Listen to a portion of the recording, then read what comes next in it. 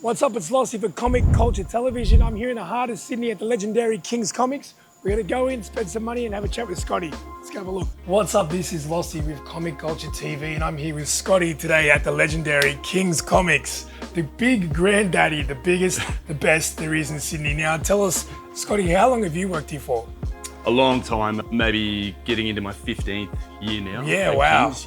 Yeah, very long time ago. How long has King's been around in general? Because I remember when I was a kid, it was like on the other side of the town, you know, near Hyde Park, and you'd go down an escalator. Vaguely, this is like old memories, like, you know, I'm a little bitty kid at this time. So They've been around so long that even predates me. So yeah, wow. That was the Elizabeth Street store that was downstairs. A lot of people remember that. George at times had more than one shop from the city, so he had like other sort of smaller satellite shops at one point. But yeah, we've always had a presence in the Sydney CBD. Yep. But yeah, we're going back to early to mid 80s since he opened the stores. So, but right now, yeah, we've just been the one shop for the last 20, 30 years. How long have you been here for in this location? This is a fifth year on Clarence Street. Yeah. So you were saying off camera before, like COVID happens, everything, and you guys are down now here and setting it up and yeah. We've been at Pitt Street for almost a good 20 years. I had to sort of move out of that lease, and it was a bit of a struggle to find a new place. But yeah, COVID had hit once we signed the lease at this shop, and it's an old heritage listed building. It still needed a lot of work, so a lot of people might remember we had a little stint on George Street and in a small shop in the Academics building across the way while waiting for the shop to get all fitted out. But yeah, it's a brand new store. It's 2 stories, and we had to do a lot of shop fitting and change up the way we did things at this shop. So yeah. So tell us, I just saw this on the way in and I nearly fell over myself. Can you explain what's going on here? Yeah, well, these are facsimile editions. Marvel and DC have been doing them for a number of years, where they're more not just like a reprint of the issue. They're an exact facsimile copy of the comic. So they'll print the bullpen, the ads, everything about the comic when it was first printed. They tend to just cherry pick certain key issues, or maybe if there's a theme coming up with the movies and things and TV shows, they'll begin to sort of print maybe whole runs of things in a complete copy reprint. So they're great as a reader if you just want to you know, collect that famous comic and just have it to read anytime. They're really cool like that. Great time capsule of 100%, of what was in the comic at the time and the ads and things like that. Especially with the ads, like when I read my old comics, it's all about like if you read old comics, you see the ads for the old Nintendo games and the board games, and just it's such a time capsule of what was around in that era of get your cereal specs and stuff like that from the 60s one. But it's really interesting seeing those different decades and the different commercials and ads that were in them. That's but they're really great. Yeah, they're putting them out almost every week. You get one. So it's been a really successful thing from both of them, I think. So, and now they're doing sort of whole runs of like Infinite Crisis or all the Fantastic Four original issues and the Secret Wars and things like that. So now they're actually doing consecutive issues on some things, but otherwise they're just usually a random issue. And that's cool because then, you know, Marvel announces a movie and then you can go and actually read the real, you know, stories of what that was all based from, what they're drawing from. Yeah, just have them in that medium, that kind of like single issue, rather than go and get a trade. You can always usually get a trade of that sort of stuff, but it's fun like the real thing though. There's nothing like holding it. All right, okay, so, excuse me. What have we got here? We've got some cards. Now cards, we've noticed are just like going off again. Everyone's into cards again. Are you guys finding that, or are these older cards, or what kind of stuff have you got here? Yeah, well, cards have definitely exploded again, especially in the last 2 to 3 years, or even just post-COVID, 80s toys, 90s cards. Yeah. And we're trying to get in a mix of new and old. Mentioning all the previous stores and things, we've got a lot of back catalogue of factory sealed and also just old boosters and things. So really with our section downstairs at this shop, we're trying to get more old inventory out of the storage space that we have and have on offer, like, you know, really old stuff, even just really random collectible stuff that we've found that's pretty similar, like old buttons and lithos and prints and things like that, or stickers. But on the other hand, we are also looking to tap into more new cards, Pokemon, One Piece, some of the new Disney ones, sports ones as well. Yeah. And we're taking this sort of thing to conventions and branching out a bit more. Yeah. Are these original from 1989?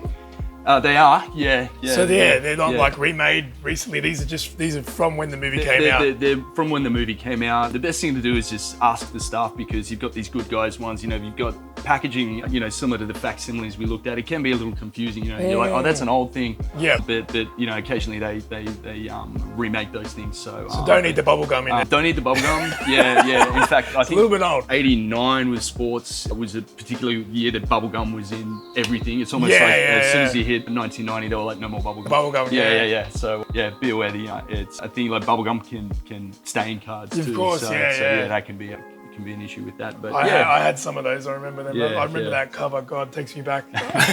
So let's go for another walk down here. So we've got more cards on this side. Yeah, graded stuff. We're using PSA and TCG for grading on cards. But yeah, when you come in, like I said, what we'll get out is it's a real tentative thing. We'll just find random stuff. We've found phone cards. We've found box sets, old tins, jewelry, all kinds of things. And yeah, we'll always have a different mix of just eclectic things in these card cabinets a lot of the time. Yeah.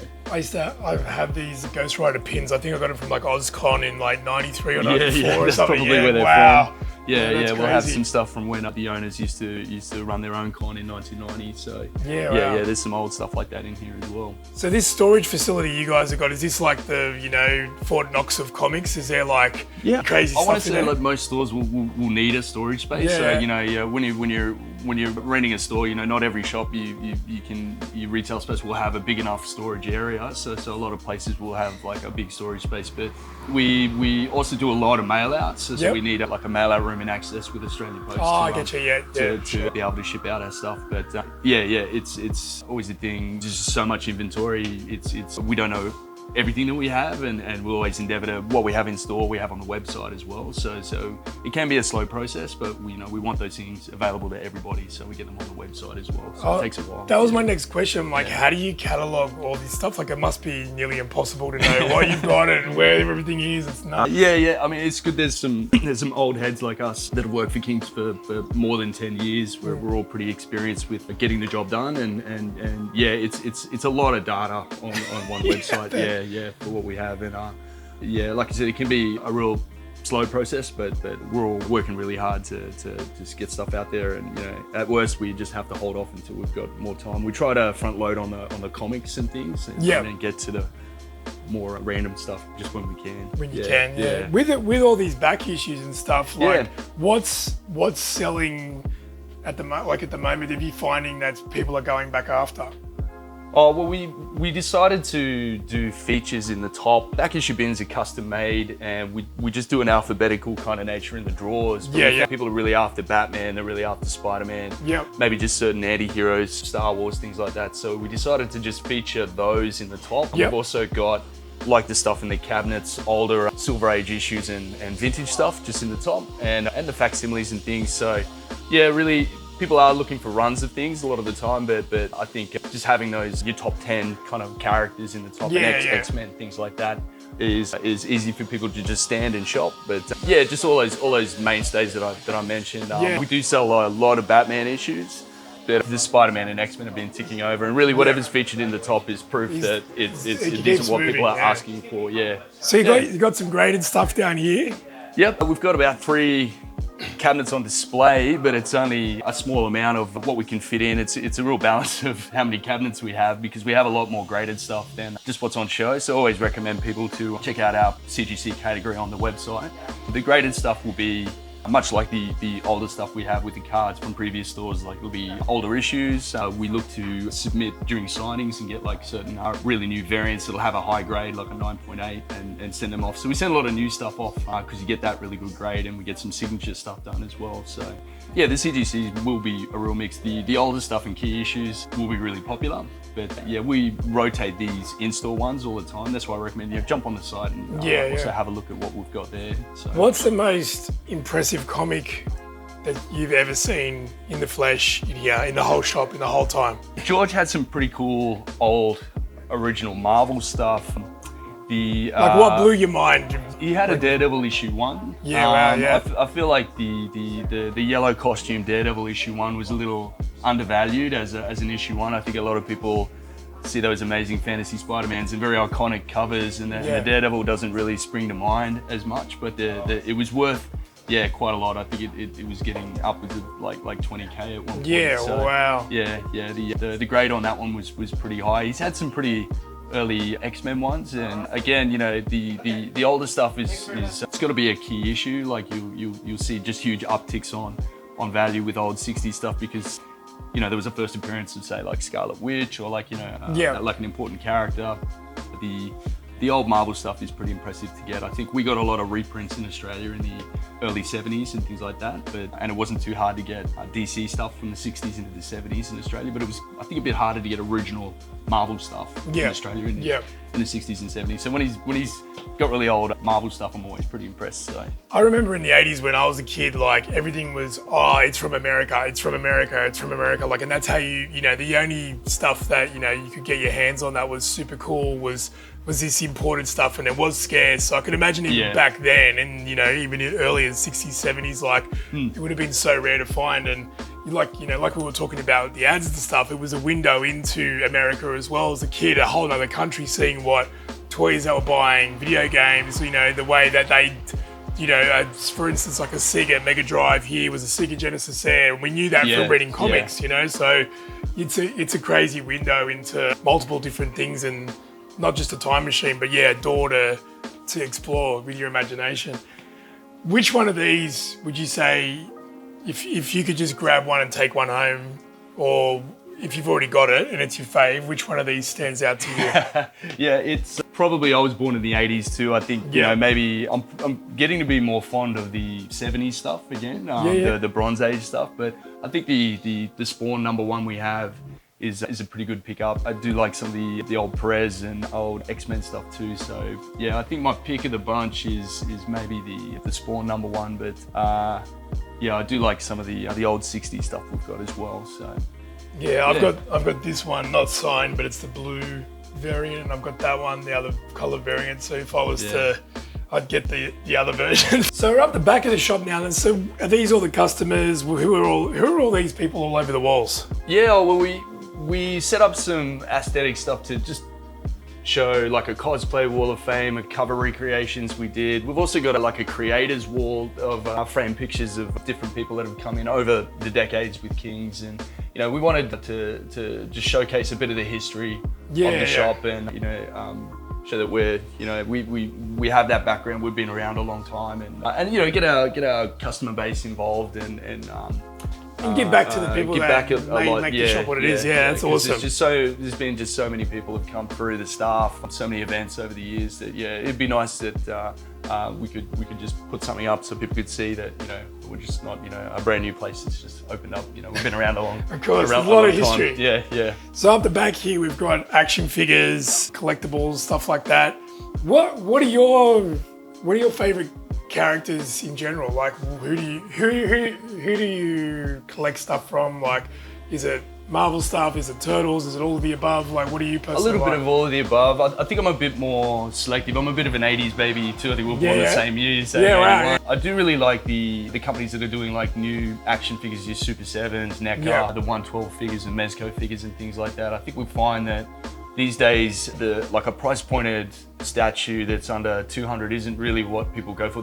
You get a figure that's like you know, 1 to 200 now, and I think the figures on, you know, your Turtles, Transformers, even He-Man and other like 80s branded stuff is really cool. I don't sell myself short on a lot of stuff. I've got some anime stuff. I've got a little bit of everything, Marvel, DC, that sort of thing. But I do really like those action figures now. Just like a $30 action figure, you can get, you know, something that's like got interchangeable faces and lots of different accessories and things from those different branded companies. So we would really like to try to get more of that stuff in, and even some vintage stuff if we can get it. You know, there's only so much that we had in storage, but you know, on the odd occasion we've maybe picked up a collection or something of some vintage stuff as well. So you'll see around in the cabinets merch is a bit of a mix on 2 floors. And we'll bring in that vintage stuff, because I think when you come to a store, what's hard in this country now is just being able to physically go in and then see, you know, not just new stuff like, you know, that you would see in the bigger chains. Like, you want to see like physically like a mix of new and old stuff you can get your hands on. Just walk in, pick it up if you want it, and you know, and then just, you know, repeat sort of visit and see if there's anything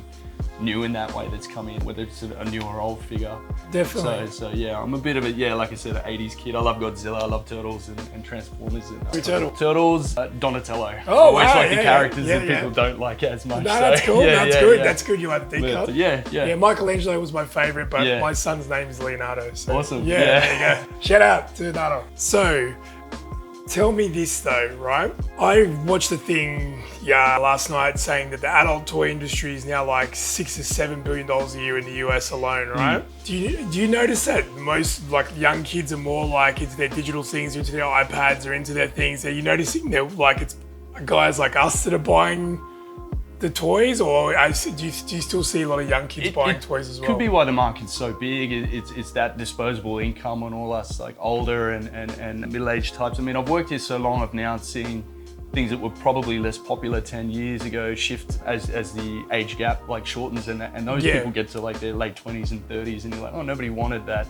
thing that, wasn't that popular like, 10 years ago, but the nostalgia value of it is really big. I think definitely younger kids or like my nephew, they look at the cartoons are still a big merchandising kind of machine, but it's not like it was when you had the 80s where there was like a cartoon and you made a toy to the cartoon, or you made a toy line, you made a cartoon to the toy line kind of. Yeah. So it was kind of like every year too. Is like I remember, like I'm just thinking back to when I was a kid. It was like Transformers kind of dominated a few years, G.I. Joe dominated a few years, then Turtles, He-Man was one of the first ones I remember. Then he was gone and Thundercats was in, and then the Turtles came when I was in Year 4, and that was just... Yeah, I think those early 80s, sort of 84-ish, so He-Man and Transformers kind of set the tone for what you did with that time. Once it hit 87 and you're getting, your Turtles, and there was just this explosion of like, okay, we'll make a cartoon, make a toy, that sort of thing. So yeah, things really changed, I think, as you get into the 90s and gaming consoles, and then eventually you hit the internet and things like that, it did really change. So it was a thing, they did, you sat at home, you played with friends, you got those toys out. I think, it's a lot different now for kids. So definitely that market is huge. Like I said, that the price point of toys, and now but they'll sell like He-Man that's like, like a Mondo figure that's like, really expensive, and then, big Sideshow collectible statues that are even more expensive, and you're like, that's definitely not for kids. So but it is definitely different now. If you go through toy stores and things like that now, it's not a lot. It's, you might have your Disney branded stuff and other things that are pretty obviously in Mattel stuff, but you don't see a lot of stuff that's based on cartoons now. I was gonna say, it's like if you go to the childhood gap. So it's like whatever you didn't get when you were a kid, guys like me and you are like, that's the stuff we lock onto now. And we're like, oh, always wanted a turtle blimp, eBay, whatever. So, definitely, and that's why the ball is still rolling. It's still hugely popular. The bubble hasn't really burst on that. And I've been here long enough to see, some things come and go, but no, things are just winding up more and more and more. So, but yeah, COVID probably was a big thing too. I think like a lot of people being in lockdown and like mentioning like those kinds of toys and cards especially, and comic back issues, especially 90s comic back issues, all took a big uptick because I think people were looking at what they had at home, maybe even in times were tough kind of financially for you, were looking at, maybe I should start sort of selling things. So the market definitely took a big uptick as well on that stuff because, at the best, people were just sort of like, I never finished that collection of figures, or I never finished that collection of comics sort of thing. And sort of stuck at home, what else were you gonna do? I know I did it. I started going through things and So I think there was actually a real significant reason for people really getting back into things like that now. Definitely. Being in lockdown too. I think that was a big reason why. Yeah.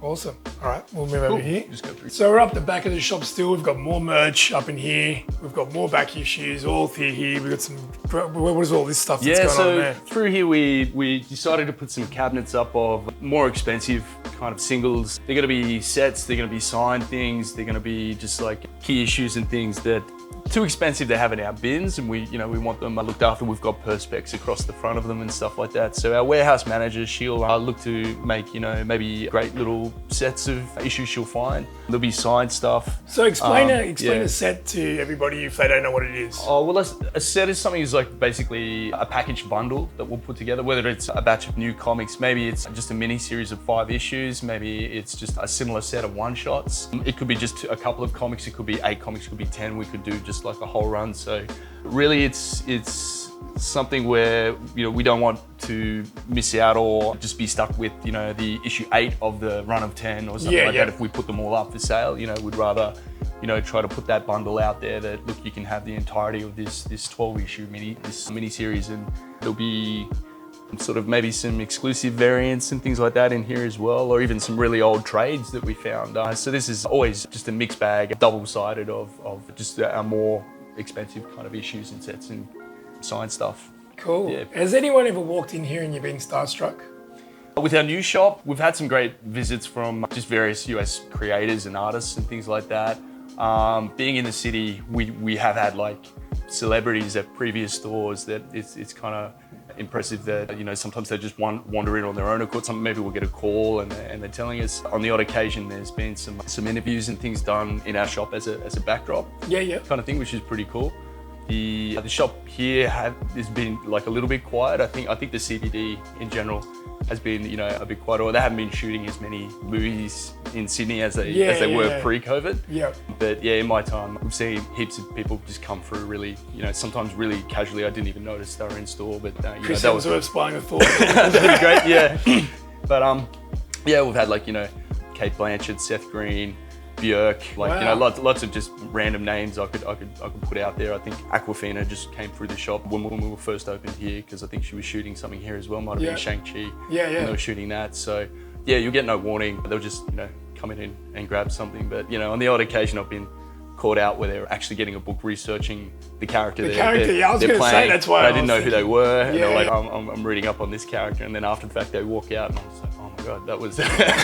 But yeah, we had the guys from the first Mortal Kombat movie come through, and that was another thing that surprised me. I think they were doing reshoots in Sydney and Adelaide, and you know, next thing you know, they're at the counter, because, you know, it's just, we're just going about our work, and everybody just seems, you know, pretty normal in the shop, and yeah, you never really expect them to come in, but I just think that's just because we're really in the CBD. Plus, you got the reputation being around for so long, and people think, you know, I've got to go to get my head into this universe, like literally, I've got to come here and soak it up for what it really is. Yeah, it's pretty cool. Yeah, they'll just be visiting for something that they're doing here, and maybe even just staying in the city, in one of the hotels in the city. So you never know who's just going to turn up. Yeah. Awesome. So cool. Do you want to show us some of the stuff down here? Yeah. If you want to come through here, we've got some scale cars as well. We're always, you know, doing a few different things with collectibles. We have the scale cars, some figures. You got some vintage stuff, and the old arcade games in here. There's about 600 games in the old arcade game. If you always fun. Sort of have a bit of a play, and then we start with our big book wall downstairs. That's again, like the CGC, it's just a small portion of our omnibuses and oversized hardcovers. Okay, tell everybody what an omnibus is. So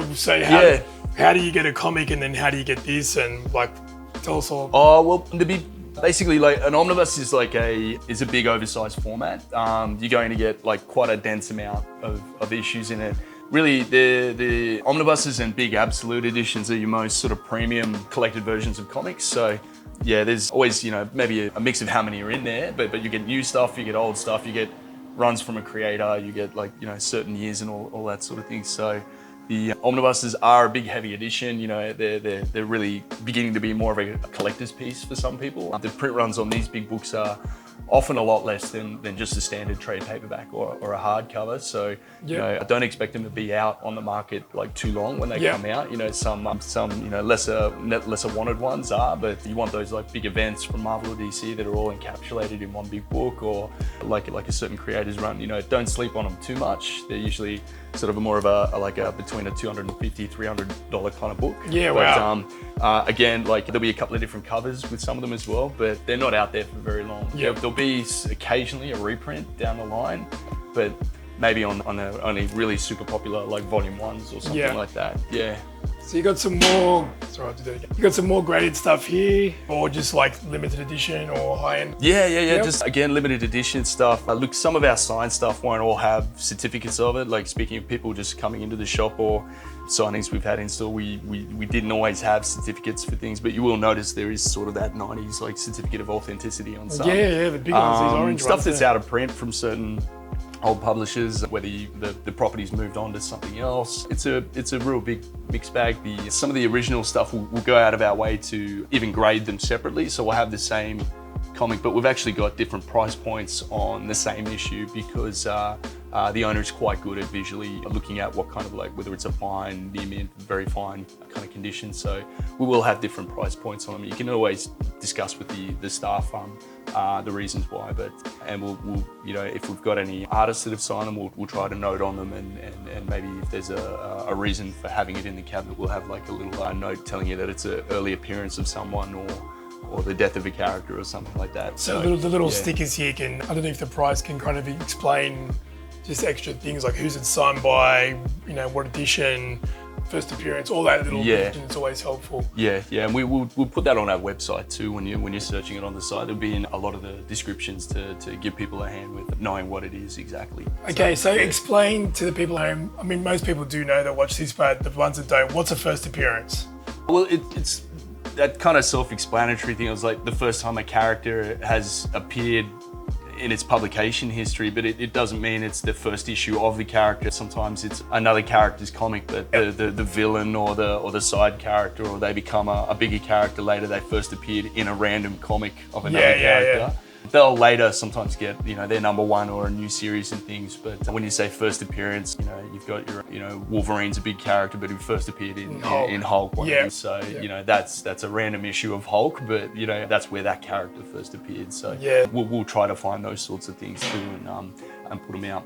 Yeah. Cool. All right, so we've got more books here, loads of different types. It's not just Marvel and DC, you've got pretty much all different stuff from all over the world and different influences and brands and stuff. This is a section of the shop we put up for our manga. Yep. So explain manga to manga is like serialized, like Japanese comics. They do read right to left. They're all printed in English, so we only get English printed stuff. Just in that way that our distributors are all American. So so we don't have stuff in different languages, but we do try to endeavour to have a big manga section. In the past, it's been really big with us as well. With this new shop, we thought, look, we need to increase the space in the shop for our manga readers and get that in. There is a lot of, there are a lot of stores and competition on manga, but manga's really been huge sellers for the last 6-7 years. I think it took a little bit of a dive with retailers, maybe just due to downloading on comics. You know, manga can be, like I said, it's very serialized. People don't always want to collect maybe a manga volume like they do like a comic book or a trade paperback. They're really you're just really keen to read your next volume and your next volume because there's 70 volumes of something. So I think the return of streaming and anime, especially because that's the difference that manga has over, you know, the Western comics is they have, you know, usually a really good matching animated series. So, you know, once we all got into streaming and anime got their streaming services, people really got back into the physical books. It kind of went the other way again, and people were like, I really want to get all those volumes of that even older series. But there's a real high turnover of what's trending because the anime series tends to make people want to read the books while the anime is on, and there's different animes loading up all the time, new seasons and things. So, you know, things get popular in waves all the time. So it's something that's you gotta be really do due diligence on what to stock all the time, especially if you're a smaller kind of retailer like us compared to, say, a big bookstore that stocks a lot of manga.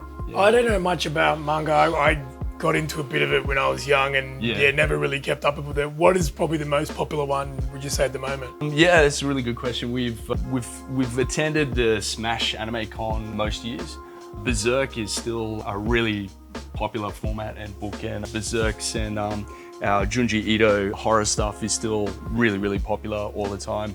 The classic ones like Naruto and One Piece will always be popular, but Jujutsu Kaisen is another one that's really popular. But we do have a lot of people seeking the big books on Berserk, which are the Dark Horse printed books. And we'll be attending Smash again this year, and it's a crazy con. It's been selling out the last couple of years, so yeah, definitely something we can't ignore in the shop and just focus on. You know, Western stuff. We've really got to get that in. What's this stuff? Coins? Yeah, so we have coins as well. Coins are something you maybe don't see in a lot of comic shops. The owners really love to get coins in it, and I think they're a bit of an underlooked collectible item. Like precious metals are definitely something like a graded comic or a rare statue that do accrue in value, because it's also the I'm just looking at the prices and some of these. Yeah, you're looking at pure silver, pure gold. So there's that kind of nature of it, but a lot of the mints are now doing sort of all kinds of themed coins. You know, I think they're looking at that pop culture market and thinking like, we should do a Star Trek coin. We should do a run of like movie related coins or Marvel or DC, or do foils that look like comics and things like that. So everything in here is like pure silver for the most part. Okay, I've never seen anything graded 10 before. What is that Star Wars thing there? I'm sure Ben behind the cam's gonna want that for Christmas. Yeah, you're looking at getting gem mints on things like coins, because it's not paper matter. It's silver. So I'm always surprised to see something at a 10. But what is that? What am I looking at? It's a silver foil. So essentially, it's like a note, or like if you get anything from the mint, it is technically legal tender as a coin or a note. So they do this thing where they format it like in like a comic, but it's actually silver. So CGC will grade things like pretty much everything, but they'll do coins especially. And if something's a perfectly flat silver note, then cool, we got a 10 out of that one. But coins are pretty cool, pretty different from other stores. And you got your pops. So what is all the stuff behind the counter here in the gallery? Why is that? Yeah, well, we had a lot of wall space here too. This is our pos downstairs, and other things that just won't always fit in the cabinet, like prints and it's always a bit of a mix of things. But we sort of decided to drape this stuff down where if we found old lithographs or things you might remember in the 90s, they would do sometimes reprints of cards and all sorts of stuff. So for anything that was like more like an art piece, we wanted to sort of just showcase it here behind the counter and set up like a clipboard thing. We might change this all the time as well. That's cool. But it's just a nice aesthetic thing to tuck behind the counter, and it'll be the most random stuff that we have. Like could be a fantasy print, could be a comic, could be like a little can or something like that. Yeah. Cool. So we've explored the basement. We're going to go upstairs now and have a look at all the stuff up there. All right. So there's such thing as the elephant in the room, but you guys have got the Hulk in the room. What's going on with this? Where did he come from? Yeah. Obviously, he dropped in from somewhere, but. Yeah, it was an exhibit that Marvel Studios had down in Melbourne. He's huge, and I think it took a few of us to carry just like 3 big segments of him into the shop and get him up over the counter. But it's great. It's just a centerpiece for the shop. Our frontage isn't as big as previous stores. It's sort of a smaller front. So we really wanted something that was really striking when people came in, and you can't get much better than a big life-size MCU Hulk. Yeah. Okay, we're gonna go have a look upstairs now. All right, so me and Scotty are upstairs now. Can you tell us about the upstairs section and how it's different from downstairs and what we've got going on these shelves? Yeah, upstairs is where we have all our new release single issues. Graphic novel sections are upstairs. Our kids section as well, where we do our subscriptions and in-store pickups. We have a big kind of counter upstairs. So it is a bit of a new stuff upstairs, old stuff downstairs, with the exception of the manga. But we keep our new release comic walls, so every comic shop's got to have their new release section, and we've broken that up into sort of some of the bigger publishers and the little indie publishers that we do. And then a lot of our action figures and merchandise are up here as well. So what are you finding are the most popular comics that are selling at the moment? Still the Absolute series from DC. So sort of you got your Absolute Batman, Superman, Wonder Woman. We've just had Flash and Martian Manhunter come out. And the Green Lantern is due to be released really soon. Funny, on the flip side of the coin with Marvel, their Ultimate series, which is Ultimate Spider-Man, Ultimate Black Panther, and now Wolverine and X-Men are all really popular. And funnily enough, some of them are more popular than the core series for those characters. So, yeah, wow. I'll cut that off for a second. All right, let's go have a look around. Yeah, we'll go around there, mate. These are our...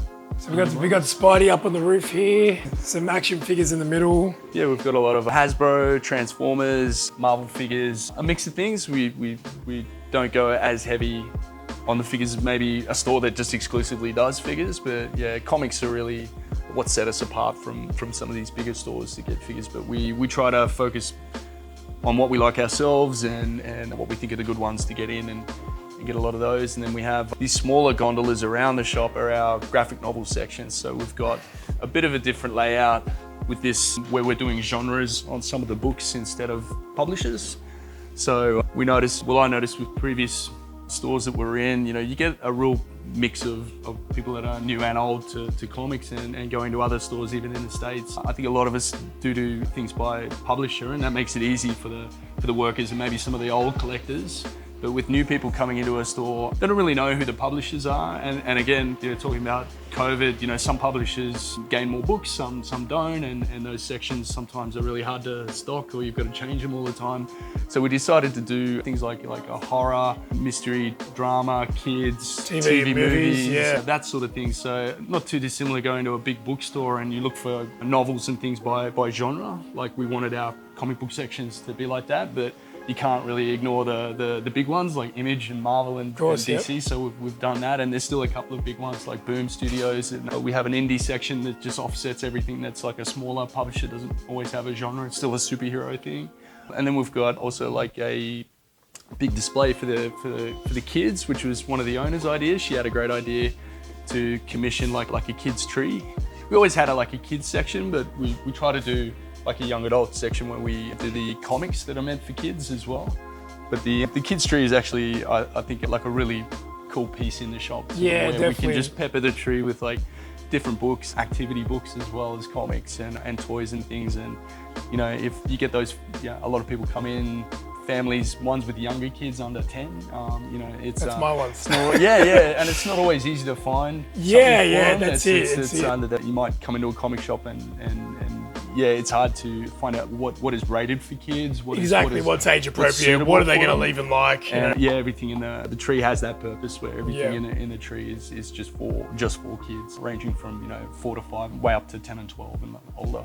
That's fantastic. Yeah. So out of all these new comics, what are your kind of favourites that are coming out at the moment, personally? I'm still really liking Ultimate Spider-Man. Yep. I do like the writer, Jonathan Hickman. I don't tend to follow exact like everything from one particular writer or artist. I do like to sort of spread myself out and check things out, but I can't ignore, I really like his writing, and I really enjoyed the X-Men stuff he did before, so that Ultimate Spider-Man story is still really, really good.